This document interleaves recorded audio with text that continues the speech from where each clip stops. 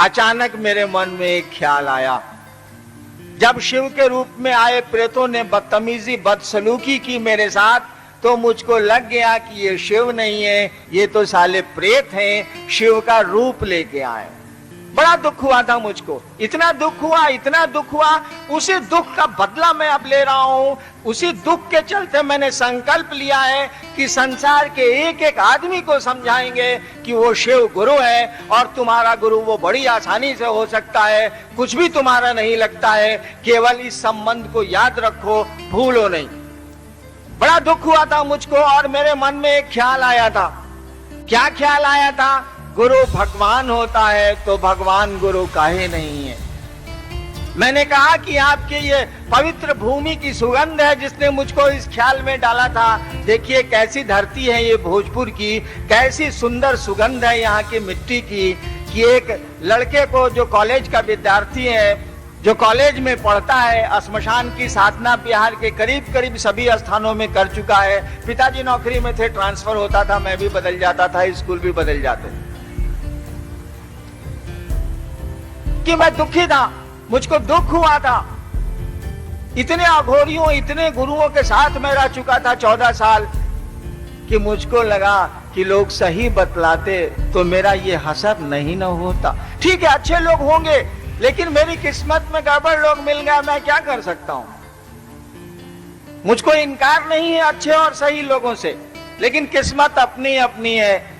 मुझको ऐसे लोग मिलते चले गए, ऐसे दुनिया में मैं शामिल होता चला गया कि गुरु के नाम पे लोग तो मिले, अघोरियों और साधुओं के नाम पे लोग तो ढेर सारे मुझको मिले। पदाधिकारी का बेटा था, मेरे फादर क्लास 1 अफसर थे, तो सुविधाएं तो मुझको लौकिक थी, पैसे की भी दिक्कत नहीं थी, और घुमक्कड़ साधुओं को पैसे की जरूरत होती है, वह मुझसे पूरी हो जाती थी वो जरूरत।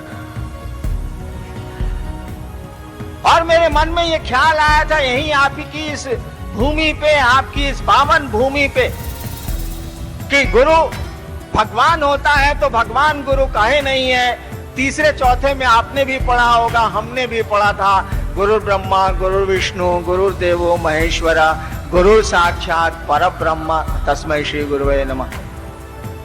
अर्थ हुआ इसका कि गुरु भगवान महेश है, गुरु ब्रह्मा है, गुरु विष्णु है, गुरु साक्षात परमात्मा है।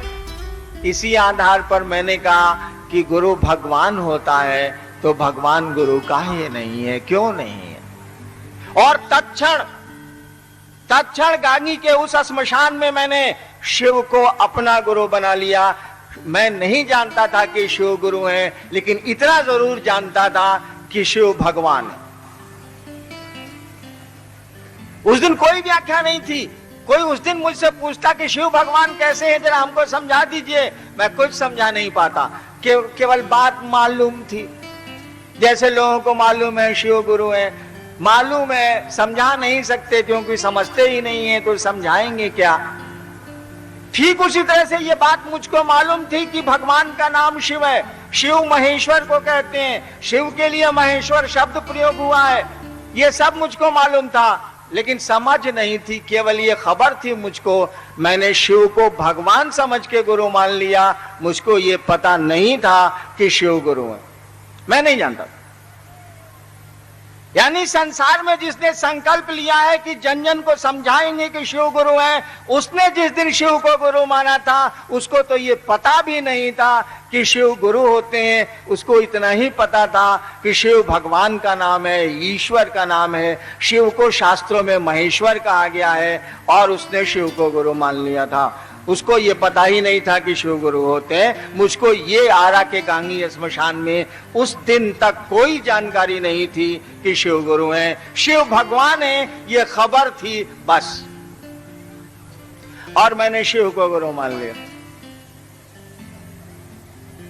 यही वो पावन भूमि है जहां मैंने रात के 2 बजे श्मशान में संकल्प लिया था कि इस क्षण से, इस समय से, ये जो पल श्मशान में मेरा गुजर रहा है, जब तक सांस चलेगी शिव मेरे गुरु रहेंगे।